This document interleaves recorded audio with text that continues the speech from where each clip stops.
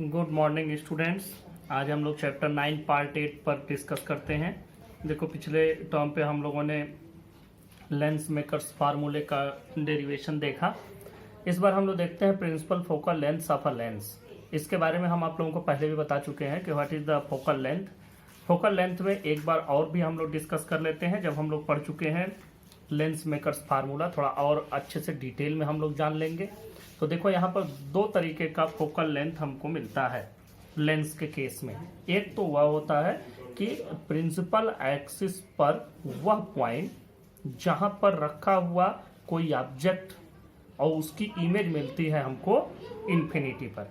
मतलब कि principal axis का वह पॉइंट जहां से चलने वाली rays after the refraction from the lens, मतलब लेंस से रिफ्रैक्ट होने के बाद प्रिंसिपल एक्सिस के पैरेलल हो जाती हैं। कॉन्केव के केस में हम कैसे कहेंगे कि प्रिंसिपल एक्सिस पर वह इमेजिनरी पॉइंट जहां की ओर जाने वाली rays after the refraction from the lens principal axis के पैरेलल हो जाती हैं। दोनों केस में एक बात कॉमन है कि रिफ्रैक्शन के बाद रेज पैरेलल हो जाती है। यहां पर ऑब्जेक्ट हमारा प्रिंसिपल एक्सिस पर होता है और यहां पर प्रिंसिपल एक्सिस पर दिखता हुआ महसूस होता है, अपीयर होता है, एग्जैक्टली होता नहीं है, ये हमें सिर्फ लगता है। तो ये हो गया, इसको हम कहते हैं फर्स्ट फोकस, या इसको ऑब्जेक्ट फोकस भी कहा जाता है, इसको फर्स्ट प्रिंसिपल फोकस भी कहा जाता है। अब बात करते हैं इधर वाले की। इसमें देखो, इसमें यह कहा जाता है कि जैसे अगर कोई प्रिंसिपल एक्सिस के पैरेलल इंसिडेंट रे है, रे जो जितनी भी आ रही हैं सभी प्रिंसिपल एक्सिस के पैरेलल आ रही हैं। यहाँ पर जाने वाली रेज पैरेलल थी, फर्स्ट में जान लेना कि जाने वाली पैरेलल थी, यहाँ आने वाली पैरेलल है, तो ये प्रिंसिपल एक्सिस पर किसी एक पॉइंट पर कन्वर्ज होंगी in case of convex lens. और यहाँ पर क्या होगा कि ये डाइवर्ज हो जाएंगे और लगेगा कि जैसे यहाँ से ही सारी रेज निकल रही थी। ऐसा लगेगा जैसे यहाँ पे टार्च जलाए गए, यहीं से ये सारी रेज बाहर की ओर निकली है, ऐसा महसूस होता है। तो इसमें अपीयर होता है, इसमें एग्जैक्ट होता है। तो ये देखो, इस पॉइंट को हम कहते हैं सेकेंड प्रिंसिपल फोकस, या कुछ लोग सिर्फ सेकेंड फोकस कहते हैं। इसी को इमेज फोकस भी कहा जाता है और इसी को प्रिंसिपल फोकस भी कहा जाता है। 3 नाम 4 नाम इसके आपको मिलेंगे: second focus, second principal focus, या सिंपल प्रिंसिपल फोकस, या इमेज फोकस। ये सभी नाम जानने चाहिए, इसलिए कि कौन सा नाम कहां पर आपके सामने आ जाए ये आपको पता होना चाहिए। अब देखो, लेंस मेकर्स फार्मूला से जो हम लोगों ने पढ़ रखा है, लेंस मेकर्स फार्मूला से जरा सा हम लोग इसको एक बार देखें किधर की ओर क्या होता है। देखो, इसका फर्स्ट जो फेस है या इसका फर्स्ट सरफेस जो है वो लेफ्ट वाला है। ये वाली सरफेस फर्स्ट है, इधर वाली सेकंड है। तो ये वाली फर्स्ट है, तो फर्स्ट वाले का जो सेंटर ऑफ कर्वेचर होगा कहीं यहाँ आएगा, और इसका रेडियस ऑफ कर्वेचर जो R1 होगा, फर्स्ट वाले का R1 होगा, वो पॉजिटिव होगा। कॉन्वेक्स के लिए R1 पॉजिटिव। तो जरा सा देखो, यहाँ पर अगर R1 को पॉजिटिव रखा जाए, R1 पॉजिटिव, और सिमिलरली अगर R1 पॉजिटिव है तो R2 इधर होगा, R2 निगेटिव हो जाएगा। किसके लिए? ये कॉन्वेक्स की बात हो रही है, ये कॉन्वेक्स की बात हो रही है। तो R1 को पॉजिटिव रखें, R2 को निगेटिव रखें। n की वैल्यू हमेशा जो भी हमको मिलती है ये जनरली 1 या 1 से ज़्यादा ही मिलती है, 1 से कम भी आती है कभी कभार।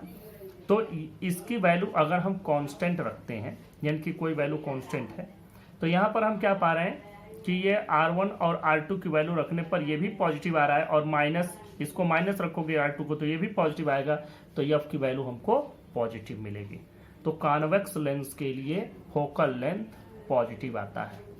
अब बात करते हैं कि कॉन्वेक्स के लिए फोकल लेंथ पॉजिटिव आया तो वो कौन सा फोकल लेंथ हुआ, ये वाला हुआ या ये वाला हुआ। तो आपको देखने से ही पता चल रहा है कि ये वाला फोकल लेंथ हम अगर इसके ऑप्टिकल सेंटर से लेफ्ट में मेजर करते हैं, मतलब ऑप्टिकल सेंटर से इंसिडेंट रे के अपोजिट डायरेक्शन में मेजर कर रहे हैं, तो ये नेगेटिव आएगा, मतलब ये वाला नहीं है, ये वाला है। तो जब फोकल लेंथ की बात की जाए तो आप इसी तरीके से फोकल लेंथ के भी नाम हैं। इसको फर्स्ट फोकल लेंथ या इमेज फोकल लेंथ, या इसको आप प्रिंसिपल फोकल लेंथ या इमेज फोकल लेंथ, इसको ऑब्जेक्ट फोकल लेंथ या image focal length, second focal length कुछ भी, तो जो बात की जाती है फोकल लेंथ की, तो कॉन्वेक्स के लिए पॉजिटिव होता है, और कॉन्वेक्स के लिए कौन से फोकल लेंथ की बात हो रही है, सेकेंड फोकल लेंथ की, या इमेज फोकल लेंथ की, या प्रिंसिपल फोकल लेंथ की। तो इसका मतलब जो हम लोग फोकल लेंथ मिलता है, जो कहीं दिया रहता है, या तो इन दोनों में से साफ साफ लिखा हो फर्स्ट एंड सेकेंड है, कुछ नहीं लिखा है, तो we will consider it principal focal length. तो कॉन्वेक्स के लिए ये बात हो गई। अब जरा कॉनकेव की बात करो। कॉनकेव का फर्स्ट सरफेस यही है, इसका फर्स्ट स्फेयर इधर ही बनेगा, इसका सेंटर ऑफ कर्वेचर इधर, रेडियस ऑफ कर्वेचर इधर, तो हमको क्या मिलेगा, R1 मिलेगा नेगेटिव। देखें R1 हम पा जाएंगे नेगेटिव, R2 पा जाएंगे इधर की ओर पॉजिटिव। इसमें वैल्यू रखो, R1 को नेगेटिव तो ये माइनस हो गया, R2 को हमने रख दिया पॉजिटिव, R1 नेगेटिव रखा, R2 पॉजिटिव रखा, तो ये पूरा का पूरा वैल्यू नेगेटिव हो गया। इसका मतलब ये हो गया कि जो हमको फोकल लेंथ मिल रही है वो कॉनकेव के केस में नेगेटिव मिल रही है, पूरा का पूरा वैल्यू नेगेटिव हो गया।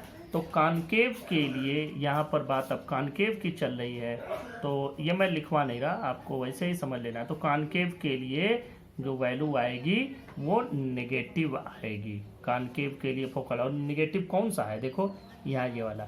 इसका मतलब कॉन्वेक्स हो या कॉनकेव हो, जब फोकल लेंथ की बात की जाएगी तो प्रिंसिपल फोकल लेंथ ही आप मानेंगे, उसी को सेकेंड फोकल लेंथ या इमेज फोकल लेंथ भी हम लोग कहेंगे। तो ये बात आपके समझ में अच्छे से आ जानी चाहिए, कभी कंफ्यूजन आप लोग क्रिएट न करिएगा। यही से याद रखोगे कि प्रिंसिपल एक्सिस का पैरेलल आने वाली रेज, तो जब पैरेलल आने वाली रेज की बात होगी तो कन्वर्ज होकर के राइट साइड में जाएगा कॉन्वेक्स के लिए, और कॉनकेव के लिए लेफ्ट साइड में आएगा। इसी को प्रिंसिपल फोकल लेंथ कहते हैं। ये वाला आपका फर्स्ट फोकल लेंथ या ऑब्जेक्ट फोकस कहा जाता है। तो यहाँ से ये इतनी बातें हो गई। इन बातों के बाद अब हम लोग थोड़ा सा इनको और अच्छे से समझ लेते हैं कैसे कॉन्वेक्स और कॉनकेव के लिए ये चीजें आ रही हैं। हम फर्स्ट प्रिंसिपल फोकस के लिए कर रहे हैं बात। तो फर्स्ट फोकस के लिए ये देखो, u की वैल्यू हो गई f के बराबर, u की वैल्यू आपकी हो गई f के बराबर। जहां पर हम ऑब्जेक्ट को रखे हैं ये f के बराबर, और ये f1 है तो इसको भी हम f1 मान लेंगे। और इसका साइन देखो नेगेटिव है, हम इसको थोड़ा कायदे से लिख दें। For first principal focus u equal to minus f1, और v की वैल्यू क्या हो जाएगी, इन्फिनिटी। इसलिए कि ये तो कहीं मिलेगा ही नहीं, ये कहीं पर मिलेंगी ही नहीं आगे आफ्टर रिफ्रैक्शन, ये रेज कहीं नहीं मिल रही। जब कहीं नहीं मिलती है तो कहाँ आप इमेज बन रही है, इन्फिनिटी पर। ये वैल्यूज आप इसमें रखें, और जैसे ही आप ये वैल्यूज रखेंगे तो आपको मिलेगा, ये रिप्रेजेंट करते हैं कि 1/f1, इसको इक्वेशन 1 बना दो। 1/f1 is equal to n-1, और वैल्यूज आप रख दें यहाँ से। जैसे इसके पहले मैं थोड़ा और कायदे से इसको डिटेल में लिख दूं। अब ये v और u के पार में जैसा हमने डिराइव किया था लेंस मेकर फार्मूला, वो फार्मूला एग्जैक्ट हमने लिख दिया। 1/v minus 1/u equal to n-1 1/r1 minus r2। ये वैल्यू आप रखें। जब ये वैल्यूज आप रखेंगे, अब देखो u की जगह पर आपको क्या रखना है, माइनस f1, v की जगह पर इन्फिनिटी, ये 0 हो जाएगा। यहाँ पर माइनस, और यहाँ भी नीचे माइनस है तो माइनस माइनस हो जाएगा प्लस, तो हम डायरेक्ट लिखते हैं 1/f1 equal to n-1 1/r1 minus 1/r2। This is equation number 2 बना दिया हमने। और फिर फॉर सेकेंड फोकस की बात करें, फॉर सेकेंड प्रिंसिपल फोकस, जरा सा इसमें देखो, इसमें ऑब्जेक्ट से आने वाली रेज प्रिंसिपल एक्सिस के पैरेलल है, मतलब ऑब्जेक्ट कहाँ, इन्फिनिटी पर। तो u इक्वल टू क्या हो जाएगा, u equal to infinity, v equal to कहाँ बन रहा है, राइट साइड में, तो हम लोग इसको मान लेते हैं प्लस f1, और सॉरी ये f2 हो जाएगा, सेकंड साइड में बन रहा है, इधर की ओर बन रहा है। तो ये वैल्यू हो गई, ये वैल्यू आप इसमें पुटअप करिए। तो जब आप इसमें रखेंगे तो आप देखें आपको वैल्यूज क्या क्या मिलती है। जब हम इस वैल्यूज को यहाँ रखेंगे तो हमको ये वैल्यू मिलेगी। देखो ध्यान से, अब देखो ये इसके लिए हो गया। अब बात करते हैं इसमें इसकी वैल्यूज को पुटअप करते हैं। तो देखो 1/v मतलब 1/f2 माइनस 1/u, 1/u की जगह 1/इनफाइनाइट रखोगे, 0 हो जाएगा, हटा दे रहे हैं सीधा, equal to n-1 1/r1 minus 1/r2, equation number 3। ये हमको वैल्यूज यहाँ पर मिले। अब यहाँ पर देखो इक्वेशन 2 इक्वेशन 3, इन दोनों से आपको क्या मिल रहा है कि 1/f1 is equal to 1/f2। ये मैंने बात की है कॉन्वेक्स लेंस के लिए, आप कॉनकेव के लिए करके खुद देख लीजिएगा। अब देखो इस केस में हम लोग क्या देखते हैं कि from equation 2 and 3, from equation 2 and 3 we get 1/f1 equal to 1/f2, या simply you can say that f1 is equal to f2। तो यहाँ से ये वैल्यू आ गई कि f1 की वैल्यू f2 के बराबर है। लेकिन इसमें एक बात हमने मानी क्या कि n की वैल्यू जो भी है वो क्या है, कांस्टेंट। n की वैल्यू में हम कोई चेंज नहीं कर रहे हैं। अब यहाँ से देखो अगर हम इक्वेशन 1 2 3 इन तीनों को मिलाएं तो आपको एक चीज मिलेगा कि 1/f equal to 1/f1 equal to 1/f2, और ये ही equal to 1/v minus 1/u भी है, क्योंकि इसी की जगह तो आ रहा है f2 या इसी की जगह f1 आ रहा है। तो ये इक्वल हो जाएगा 1/f 1/v minus u 1/f1, सभी बराबर हो जाएंगे। तो हम इसको भी लिख लेते हैं। अब यहाँ से देखो from equation 1 2 and 3 we get 1/f equal to 1/f1 equal to 1/f2 equal to 1/v minus 1/u equal to n-1 r1 minus r2। अब देखो यहाँ पर अगर हम इसको देखें तो 1/v माइनस 1/u को 1/f के इक्वल किया गया है, और इसको हम लोग कहते हैं Gaussian form of lens equation. देखो 1/v minus 1/u equal to 1/f, ये वैल्यू हो गई। इसको हम क्या लिखते हैं, this is called Gaussian form,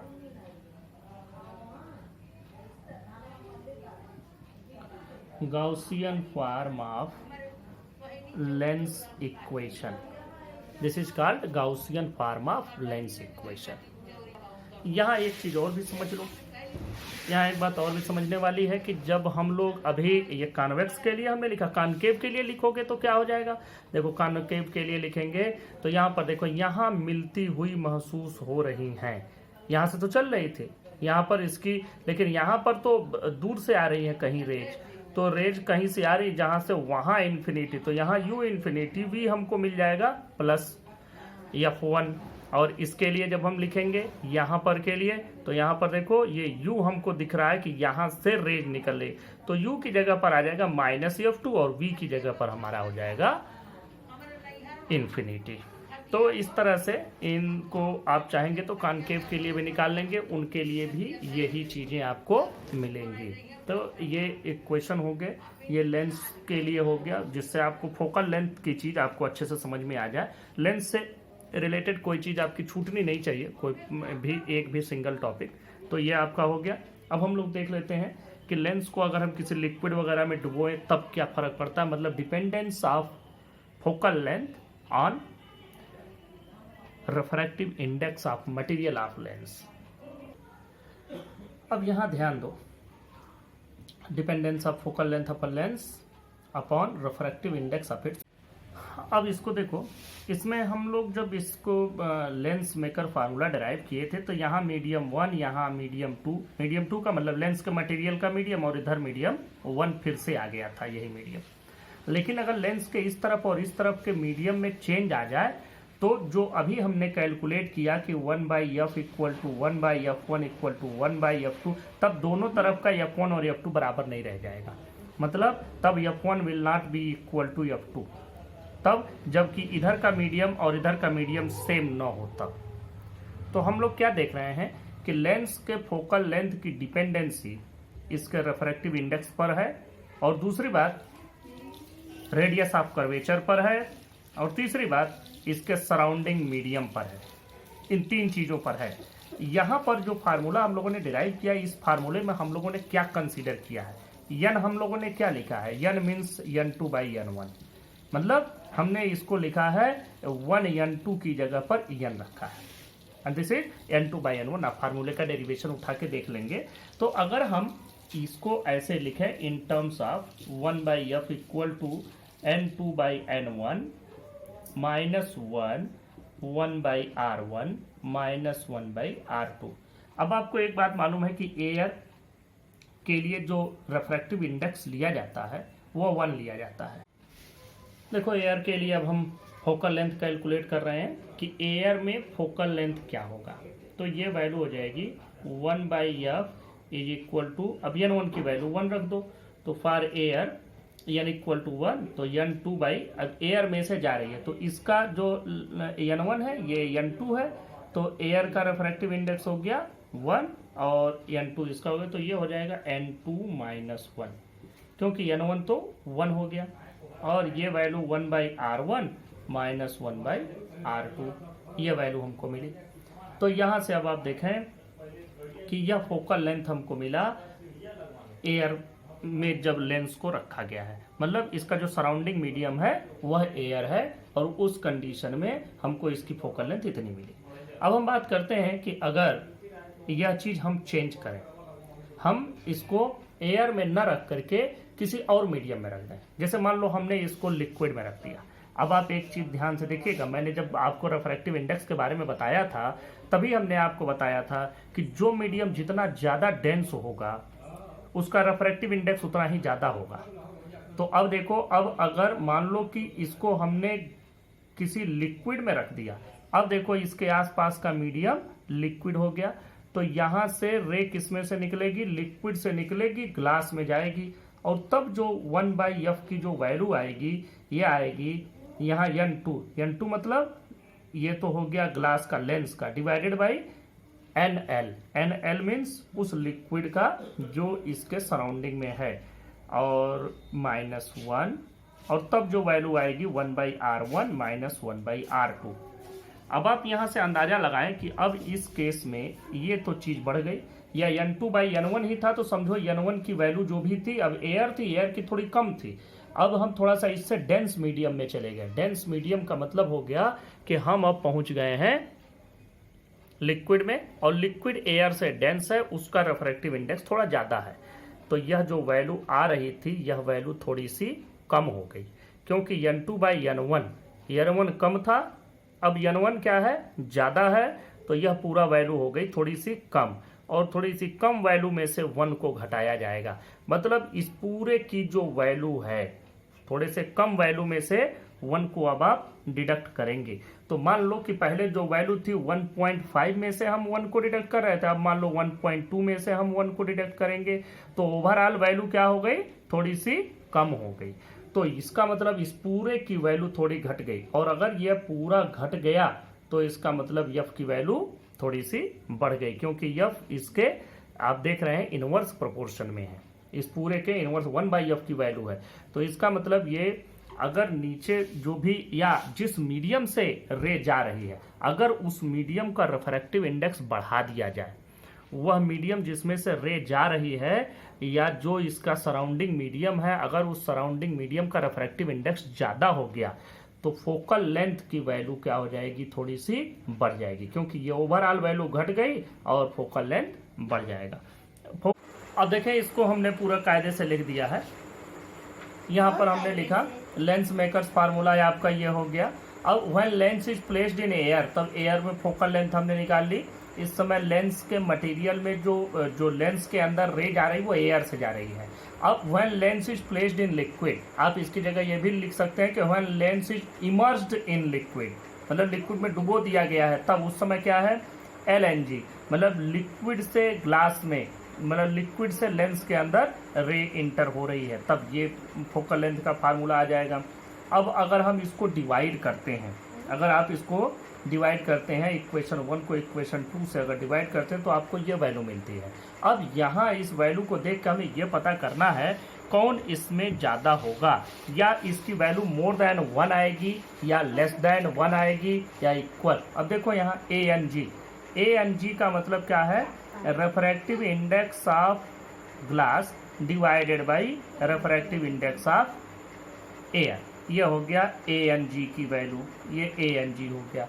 अब LNG की वैल्यू देख लो, ये हो गया refractive index of glass divided by refractive index of liquid. अब यहाँ देखो, रेफ्रैक्टिव इंडेक्स ऑफ एयर हम लोग 1 मानते हैं और एयर से ज़्यादा डेंस है लिक्विड, तो इसकी वैल्यू थोड़ी ज़्यादा होगी। अगर थोड़ी सी ज़्यादा होगी तो ये वैल्यू थोड़ी कम हो जाएगी इसके कंपैरिजन, और इसमें से 1 डिडक्ट भी किया गया है। तो अब आप ध्यान दें कि इसमें से 1 डिडक्ट किया गया ये वैल्यू, मैं आपको वैसे ही यहाँ से ही आपको पता चल रहा है कि यहाँ इसकी वैल्यू कम है तो ये ज़्यादा होगा, तो ये आपका ज़्यादा है। चलो, ये ज़्यादा है तो 1 डिडक्ट किया तो थोड़ा सा कम हुआ होगा। अब ये थोड़ा कम वैल्यू आई तो इसमें से 1 डिडक्ट करोगे और कम हो जाएगा, मतलब कौन इसमें बड़ा होगा, हमको न्यूमरेटर बड़ा मिल रहा है क्योंकि ये ज़्यादा है। दोनों में से एक ही वैल्यू डिडक्ट की गई है, इसलिए ये न्यूमरेटर ज़्यादा है, मतलब ये 1 से ज़्यादा होगा। तो यह पूरी वैल्यू 1 से ज़्यादा है। और इसका क्या मतलब हुआ, इसका मतलब ये हो गया कि FL इट रिप्रेजेंट, अब इसको मैं यहाँ इरेज कर देता हूँ, it represent that focal length in liquid is greater than focal length in air. यहाँ से हमको इस बात का पता चला। अब इसी चीज़ को आप लैंग्वेज में लिख भी लें। अब यहाँ से thus on emerging the lens in the liquid the focal length of lens increases but its nature does not change। Nature change नहीं होता है। इसका क्या मतलब कि जो अगर ये वैल्यू पॉजिटिव मिल रही थी तो ये वैल्यू भी पॉजिटिव है। यहाँ इसकी वैल्यू में थोड़ा सा कमी भर आई है। कमी किस लिए आई है कि ये एयर थोड़ा सा रेयर मीडियम था और लिक्विड थोड़ा सा डेंस मीडियम है, तो लिक्विड के कंपैरेटिवली इस ग्लास का जब हम रेफ्रैक्टिव इंडेक्स कैलकुलेट किए तो वह इसके कंपैरेटिव में थोड़ा सा कम आ गया, इसलिए focal length in liquid increased in comparison to the focal length in air. बस ये बढ़ गया। लेकिन अगर ये कॉन्वेक्स लेंस था तो अभी भी कॉन्वेक्स लेंस ही है, और अगर कॉनकेव लेंस था तो अभी भी कॉनकेव लेंस ही है। It's nature is not changing. अब हम बात करते हैं अगली चीज़ कि अगर हम इसी लेंस को किसी ऐसे मटेरियल में या किसी ऐसे लिक्विड में इमर्स कर दें जिसकी रिफ्रैक्टिव इंडेक्स बिल्कुल ग्लास के मटेरियल के या लेंस के मटेरियल के रिफ्रैक्टिव इंडेक्स के बराबर हो, तब क्या होगा। If NL means refractive index of liquid is equal to refractive index of glass, glass means material of lens, then from equation 2 1 by FL is equal to LNG। LNG का मतलब क्या होता है, NG divided by NL minus 1 और 1 by R1 minus 1 by R2। अब ये और ये दोनों बराबर हैं, मतलब ये भी क्या हो गया 1, और अगर ये 1 हो गया तो 1 माइनस 1 0, ये पूरा का पूरा 0 हो गया। और उस केस में अगर ये वैल्यू पूरी 0 हो जाती है तो FL की वैल्यू क्या हो जाएगी 1/0, और इसका मतलब क्या होता है कि ये इन्फिनिटी हो गया। और इन्फिनिटी फोकल लेंथ किसका होता है, किसी भी ऐसे मटेरियल का जो बिल्कुल प्लेन हो, फ्लैट हो। तो इसका मतलब अब यह बिल्कुल एक सिंपल ग्लास स्लैब की तरह से बिहेव करने लगेगा। अब आप ऐसे मटेरियल में, ऐसे रिफ्रैक्टिव इंडेक्स वाले लिक्विड में जिसका रिफ्रैक्टिव इंडेक्स लेंस के मटेरियल के रिफ्रैक्टिव इंडेक्स के बराबर हो, उसमें जब लेंस को डुबो देंगे तो वह लेंस पूरा डिसअपियर हो जाएगा, लेंस आपको दिखाई ही नहीं देगा वह। और वह बिहेव कैसा करेगा, बिल्कुल एक सिंपल ग्लास स्लैब की तरह बिहेव करेगा। Thus lens will behave just like a plain transparent plate and will become invisible। अब जैसे इसका एक एग्जांपल लेते हैं कि अगर कार्बन डाइसल्फाइड का एक लिक्विड हो और उसमें किसी ग्लास के बने हुए लेंस को हम इमर्ज करते हैं तो वो लेंस दिखाई नहीं देगा, उसी लिक्विड में समझो मिल जाएगा। ऐसा लगेगा जैसे ये इसी में कहीं घुल गया, लेकिन घुलता नहीं है, रहता तो वो लेंस ही है, बस डिसअपियर होगा, आपको दिखाई नहीं देगा। तो इस तरीके से यह आपका कंप्लीट हुआ। अब इसके बाद नेक्स्ट टॉपिक पर देखते हैं। अब इसी में नेक्स्ट टॉपिक पर बात करते हैं। इफ़ NL मतलब refractive index of liquid is greater than the refractive index of glass, या आप ऐसे भी लिख सकते हैं ANL आप कर सकते हैं, यहाँ भी ANG कर सकते हैं। इसके पहले वाले में भी जब हमने बराबर किया था तो भी आप एयर के रेस्पेक्ट में कैलकुलेट कर सकते हैं, लेकिन अगर सिंपल NL लिखा है तो भी वो हम मान लेते हैं कि एयर के ही रेस्पेक्ट में है। तो अब ऐसे कंडीशन में क्या होगा, when the refractive index of liquid is more than the refractive index of material of lens in this condition. अब आप पहले आप इक्वेशन नंबर 2 से समझें इस चीज़ को। देन यहाँ देखो LNG आएगा, LNG का मतलब क्या हो गया, then LNG is equal to क्या होता है, NG डिवाइडेड बाई NL, ये वैल्यू होती है, या आप A भी लिख सकते हैं यहाँ ANG बाई ANL। तो अब इनकी वैल्यू क्या होगी, देखो ज़्यादा कौन है, ज़्यादा है ANL, ये ज़्यादा है, ये ज़्यादा वाली चीज़ कम वाली चीज़ से ये डिनोमिनेटर में है, तो ऑब्वियसली अगर न्यूमरेटर की वैल्यू डिनोमिनेटर से कम हो जाए तो हमको ये जो भी वैल्यू मिलेगी ये लेस देन 1 होगा, तो it will be less than 1। और इसका क्या मतलब हुआ, इट रिप्रेजेंट दैट LNG यहाँ से जो वैल्यू है -1 इज इक्वल टू नेगेटिव, ये नेगेटिव हो जाएगा। इसका मतलब यह हो गया कि फोकल लेंथ हमारी जो भी मिल रही थी पहले जो थी, अब उस लिक्विड में इमर्ज किया तो ये वैल्यू नेगेटिव कर दिया इसने। मतलब अगर ये कॉन्वेक्स लेंस था तो अब ये बिहेव करेगा कैसा, कॉनकेव की तरह से, कॉनकेव था तो कॉन्वेक्स की तरह से बिहेव करेगा। तो इसमें लेंस का फोकल लेंथ बदलने के साथ साथ उसका नेचर भी बदल जाएगा, और उसका नेचर कॉन्वेक्स से कॉनकेव, कॉनकेव से कॉन्वेक्स हो जाएगा। अब यहाँ ध्यान दें,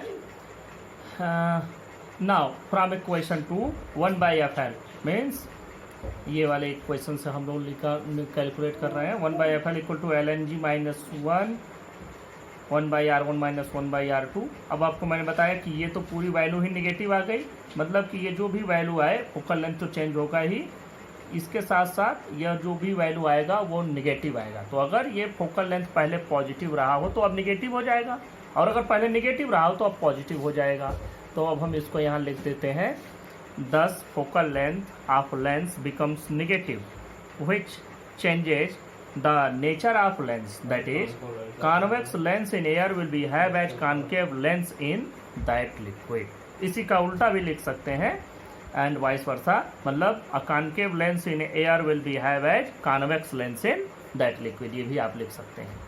तो इस तरह से ये नेचर ऑफ लेंस आपका कंप्लीट हुआ। नेक्स्ट टर्म पर कुछ और बात की जाएगी। Thank you.